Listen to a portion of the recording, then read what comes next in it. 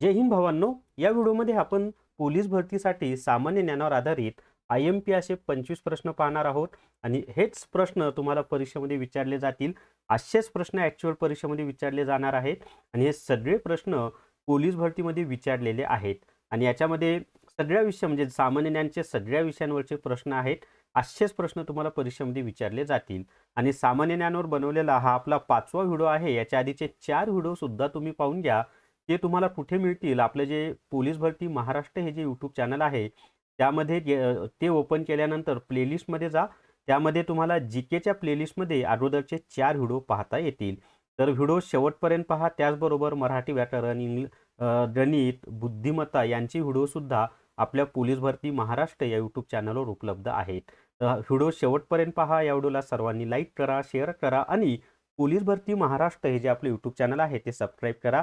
चला तर मग आपण आता पहिला प्रश्न पाहूयात आणि पहिला प्रश्न तुम्हाला स्क्रीनवर दिसत आहे की महानगरपालिका आयुक्तांना केव्हाही परत बोलावण्याचा अधिकार डॅश डॅशला असतो.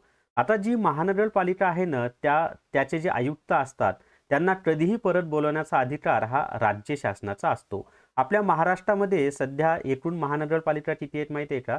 तर सध्या 29 महानगरपालिका आपल्या महाराष्ट्रामध्ये आहेत आणि सर्वात शेवटी निर्माण झालेली महानगरपालिका ही जालना महानगरपालिका आहे. जालना महानगरपालिका मराठवाड्यामध्ये येते आपल्या आणि जालनालाच स्टील सिटी ऑफ इंडिया असं म्हणतात किंवा स्टील कॅपिटल ऑफ इंडिया असंही म्हणलं जातं, कारण त्या ठिकाणी जे आपले घराचं स्लॅब वगैरे करण्यासाठी जे हे लागतं ना गजाळी वगैरे त्याचं फार मोठ्या प्रमाणामध्ये निर्मिती केली जाते. त्याच्या पुढे आता दुसरा प्रश्न आपण पाहूयात. छत्रपती संभाजीनगर शहर डॅश डॅश दरवाजांचे शहर म्हणून ओळखले जाते. तर छत्रपती संभाजीनगरचं अगोदरचं नाव होतं औरंगाबाद आणि ते औरंगाबाद हे शहर 52 दरवाजांचं शहर म्हणून ओळखलं जायचं. आता याला 52 दरवाजे का बरं होते? तर जो मुघल बादशाह होता औरंगजेब त्याची छावणी होती त्या ठिकाणी आणि मग दिल्लीला जाणाऱ्या रस्त्यावर जे गेट बांधलं होतं त्याला दिल्ली गेट, पैठणला जाणाऱ्या रस्त्यावर जे गेट बांधलं होतं किंवा दरवाजा त्याला पैठण गेट, असे एकूण 52 दरवाजे आहेत असं मानलं जातं आणि ते 52 दरवाजांचं शहर असं म्हणतात. आता हे जे छत्रपती संभाजीनगर आहे या ठिकाणी बिबिका मकबरा आहे ते पण माहिती असू द्या. बिबिका मकबरा कुठे आहे असा प्रश्न परीक्षेमध्ये प्रश्न आला तर छत्रपती संभाजीनगर या ठिकाणी. त्याचबरोबर पानचेक्की सुद्धा आहे, म्हणजे पाण्याची धार पात्यांवर पडते, ते पाते फिरतात आणि त्याच्या साह्यानं ती चेटकी फिरवली जाते. तर ती पानचेटकी सुद्धा आपल्या संभाजीनगर या शहरामध्ये आहे. तर ह्या काही गोष्टी आहेत. संभाजीनगरच्या जवळ दौलताबादचा किल्ला आहे, त्याला देवगिरीचा किल्ला म्हणतात, वेरूळच्या लेण्या आहेत. तर ह्या काही गोष्टी आहेत ज्या तुम्हाला माहिती असणं आवश्यक आहे. त्याच्यानंतरचा प्रश्न आहे पाहता वाट अधिक निश्चय यातून संधीने सिद्ध होणारा शब्द कोणता? तर वाट निश्चय याची जी संधी आहे ती आहे वांग निश्चय. जीके मध्ये मराठीचा एक प्रश्न आला, सॉरी असं नाही व्हायला पाहिजे पण सॉरी बोलतो मी. त्याच्या पुढचा चौथा प्रश्न आहे. आता एकच प्रश्न आला होता मराठीचा, चुकून होतं कधी कधी. कोरोना व्हायरस ही महामारी घोषित करणारे पहिले राज्य कोणते? तर कोरोना व्हायरस ही महामारी घोषित करणारं पहिलं राज्य हरियाणा हे आहे. आणि हे सगळे प्रश्न ॲक्च्युअलमध्ये पोलीस भरतीमध्ये विचारलेले आहेत बरं का. मराठीतील पहिले साप्ताहिक कोणी काढले? तर मराठी भाषेतील पहिलं साप्ताहिक हे बाळशास्त्री जांभेकर यांनी काढलेलं आहे आणि त्याचं नाव होतं दर्पण. दर्पण म्हणजे आरसा. तर बाळशास्त्री जांभेकर यांनी काढलेलं दर्पण हे मराठी भाषेतील पहिलं साप्ताहिक आहे. त्याच्यानंतर मोरचूदची रासायनिक संज्ञा खालीलपैकी कोणती? तर मोरचूदची जी रासायनिक संज्ञा आहे ना ती आहे CuSO4, कॉपर सल्फेट आपण त्याला म्हणतो. मोरचूदचं रासायनिक नाव कॉपर सल्फेट आणि त्याची संज्ञा आहे CuSO4. हे सगळं माहिती असू द्या, खूप परीक्षांना हे प्रश्न रिपीट झालेले आहेत. त्याच्यानंतरचा 7वा प्रश्न आहे पहा. कोरोना व्हायरस हे वास्तविक डॅश डॅश कुळ आहे. आता हे जे कोरोना व्हायरस आहे ना नावातच आहे पहा व्हायरस. व्हायरस म्हणजे काय? विषाणू. तर कोरोना व्हायरस हे विषाणू कुळ आहे, म्हणजे कोरोना हा विषाणूजन्य आजार आहे किंवा विषाणूमुळे होतो. आणि विषाणू हे प्राणी सदृश्य असतात, जीवाणू हे वनस्पती सदृश्य असतात, परजीवी आदिजीव आपण ज्याला म्हणतो ते, आणि बुरशी तर सर्वांना माहिती आहे. अजून आपल्याला बरेच प्रश्न पाहायचे आहेत, पण जर तुम्हाला पोलीस भरती रेकॉर्डेड व्हिडिओ कोर्स विकत घ्यायचा असेल तर प्ले स्टोअरवरून विठ्ठल जोशी ॲप डाउनलोड करा आणि पोलीस भरती रेकॉर्डेड व्हिडिओ कोर्स विकत घ्या. पोलीस भरतीचा संपूर्ण सिलेबस यामधनं तुमचा कव्हर होणार आहे आणि फी फक्त 300 रुपये आहे. तसंच पोलीस भरतीसाठी जर तुम्हाला गणित आणि बुद्धिमत्ता चाचणीची पुस्तकं घ्यायची असतील तर 880606068618 या WhatsAppच्या नंबरवर स्पर्धा परीक्षा म्हणजे मॅथ्स रिझनिंग बुक म्हणून मेसेज करा. ही दोन्ही पुस्तकं तुम्हाला घरपोच मिळून जातील. मी स्वतः लिहिलेली पुस्तकं आहेत. पोलीस भरतीला ज्या पद्धतीचे प्रश्न येतात ना, ते सगळे प्रकार यामध्ये छानपैकी सोडून दिलेले आहेत. चला त्याच्या पुढचा 8वा प्रश्न आपण आता पाहूयात.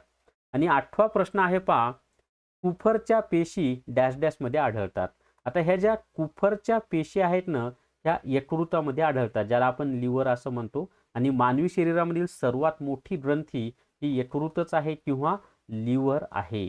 आता 9वा प्रश्न आहे पहा, वनस्पतीच्या योग्य वाढीसाठी एकूण किती अन्नद्रव्याची अत्यंत आवश्यकता असते?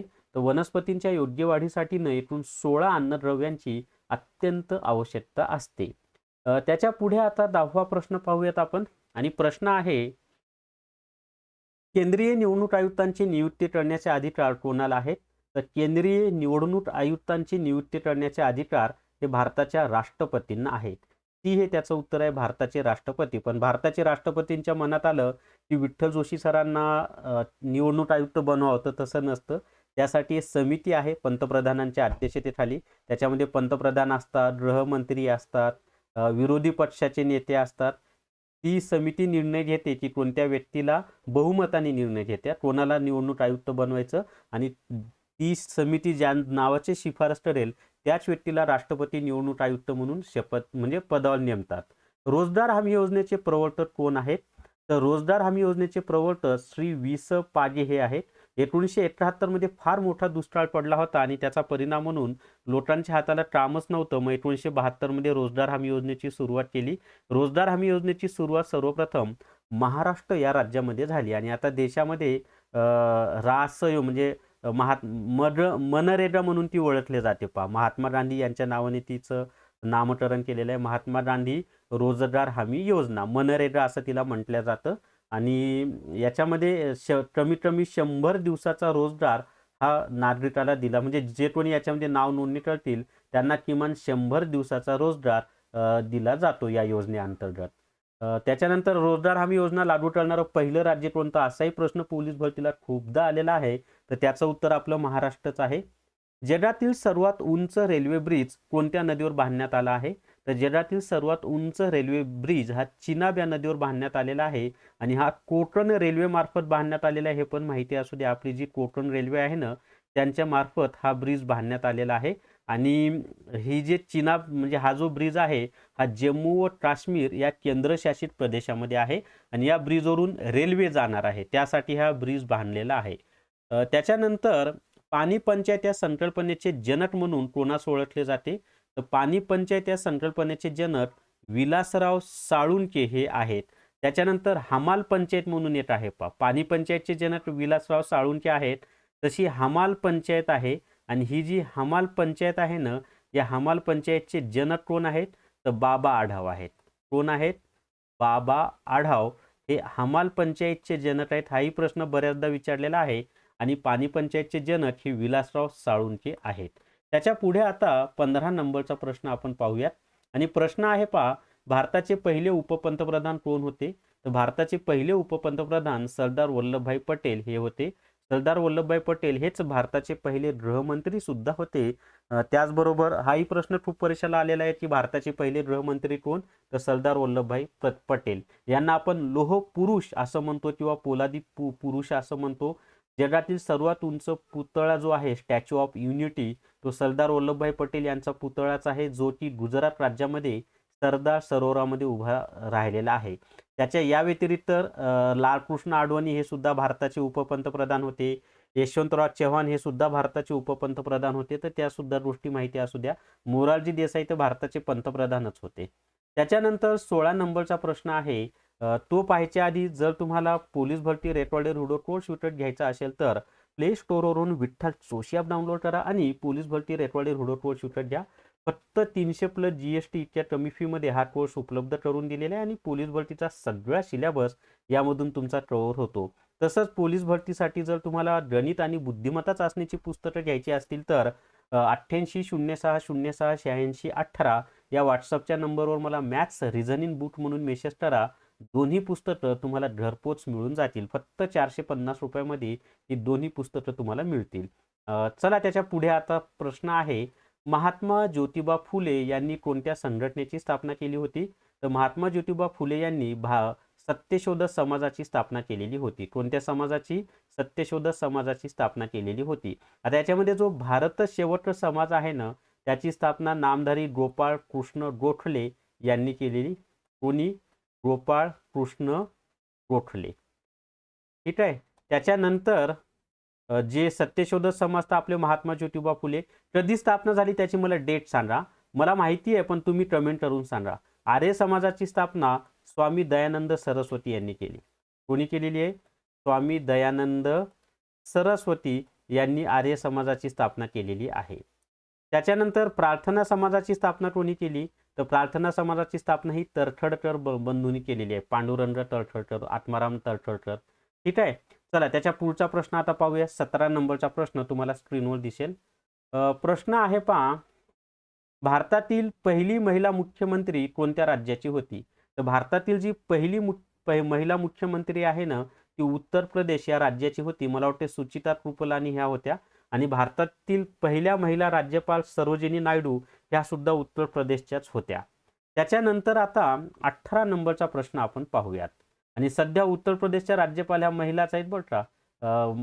गुजरातच्या माजी मुख्यमंत्री मला वाटते त्या पटेल असं काहीतरी नाव आहे, आनंदीबाई पटेल, आनंदीबेन पटेल ह्या उत्तर प्रदेशच्या राज्यपाल आहेत.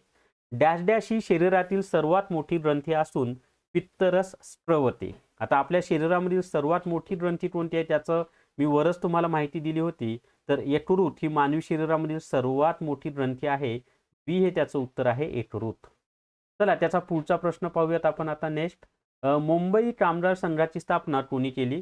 तर मुंबई कामगार संघाची स्थापना ही नारायण लोखंडे यांनी केलेली आहे. यांचं पूर्ण नाव नारायण मेघाजी लोखंडे. त्यांनाच आपण NM लोखंडे असं सुद्धा म्हणतो किंवा नाम लोखंडे असं सुद्धा पर्यायामध्ये कधी कधी देतात. तर हे सगळं लक्षात ठेवा तुम्ही. त्याच्या पुढे आता 20 नंबरचा प्रश्न आहे पहा, महाराष्ट्राचा रेखावृत्तीय विस्तार डॅश डॅश ते डॅश डॅश आहे. तर महाराष्ट्राचा जो रेखावृत्तीय विस्तार आहे ना, तो 72°6' पूर्व ते 80°9' पूर्व असा आहे. रेखावृत्त म्हणजे काय? तर तुम्ही जर नकाशा पाहिला तर नकाशामध्ये ज्या उभ्या रेषा दिसतात ना ते रेखावृत्त असतात आणि नकाशामध्ये ज्या आडव्या रेषा दिसतात ना ते अक्षवृत्त असतात. मुळामध्ये व्याख्या अशी आहे की पृथ्वीचा उत्तर ध्रुव आणि दक्षिण ध्रुव यांना जोडणाऱ्या काल्पनिक अर्धवर्तुळांनाच रेखावृत्त असं म्हटलं जातं आणि रेखावृत्तावरून त्या ठिकाणाची वेळ ठरवली जाते. त्याच्या पुढे आता आणि रेखावृत्तामुळे पृथ्वीची उभारणी 2 भागांमध्ये झालेली आहे, पूर्व गोलार्ध आणि पश्चिम गोलार्ध. सत्यमेव जयते हे घोषवाक्य कोणी लोकप्रिय केले? तर सत्यमेव जयते हे कोणी लोकप्रिय केलेलं आहे? तर पंडित मदन मोहन मालवीय ज्यांनी हिंदू महासभेची स्थापना केली होती त्यांनी लोकप्रिय केलेलं आहे. लोकमान्य टिळकांचं लोकप्रिय वाक्य कोणतं आहे? तर स्वराज्य हा माझा जन्मसिद्ध हक्क आहे आणि तो मी मिळवणारच. सरोजिनी नायडू यांना आपलं मला वाटतं ग्रांड कोकिळाच असं म्हणलं जायचं. आणि त्या पहिल्या महिला राज्यपाल. सरदार वल्लभभाई पटेल यांना आपण लोहपुरुष या नावाने ओळखतो. त्याच्यानंतर भारतात आतापर्यंत कोणत्या राष्ट्रपतीने 2 वेळा राष्ट्रपतीपद भूषवलेलं आहे? तर डॉक्टर राजेंद्र प्रसाद यांनी आतापर्यंत 2 वेळा राष्ट्रपतीपद भूषवलेलं आहे, 1952 ते 1962. आणि आतापर्यंत सर्वात जास्त काळ राष्ट्रपती पदावर राहिलेली व्यक्ती ही डॉक्टर राजेंद्र प्रसादच आहेत. भारताची राज्यघटना तयार करण्यासाठी स्थापन करण्यात आलेली घटना समिती किंवा घटना परिषद हिचे अध्यक्ष सुद्धा डॉक्टर राजेंद्र प्रसाद हेच होते आणि पुढे ते भारताचे राष्ट्रपती झाले आणि सलग 2 टर्म म्हणजे 10 वर्षे ते भारताचे राष्ट्रपती होते. LPG गॅसचे 2 प्रमुख घटक कोणते असतात? तर LPG गॅसचे 2 प्रमुख घटक ब्युटेन व आयसोब्युटेन हे असतात. सी हे त्याचं उत्तर आहे. LPGचा लॉंग फॉर्म काय माहिती आहे का? तर लिक्विफाईड पेट्रोलियम गॅस असा त्याचा फुल फॉर्म होतो आणि LPG गॅस आपण घरामध्ये वापरत असतो. बालहत्या प्रतिबंधक कायदा कधी संमत झाला? तर बालहत्या प्रतिबंधक कायदा हा 1829 मध्ये संमत झालेला आहे. बेंटिक हा त्यावेळेला भारताचा गव्हर्नर जनरल होता. खालीलपैकी कोणता दिवस जागतिक तंबाखू विरोधी दिन म्हणून साजरा केला जातो? तर 31 मे हा दिवस दरवर्षी जागतिक तंबाखू विरोधी दिन म्हणून साजरा केला जातो. जर तुम्हाला पोलीस भरती रेटवाडेर व्हिडिओ कोर्स घ्यायचा असेल तर प्ले स्टोअरवरून विठ्ठल जोशी ॲप डाउनलोड करा आणि पोलीस भरती रेटवाडेर व्हिडिओ कोर्स विकत घ्या.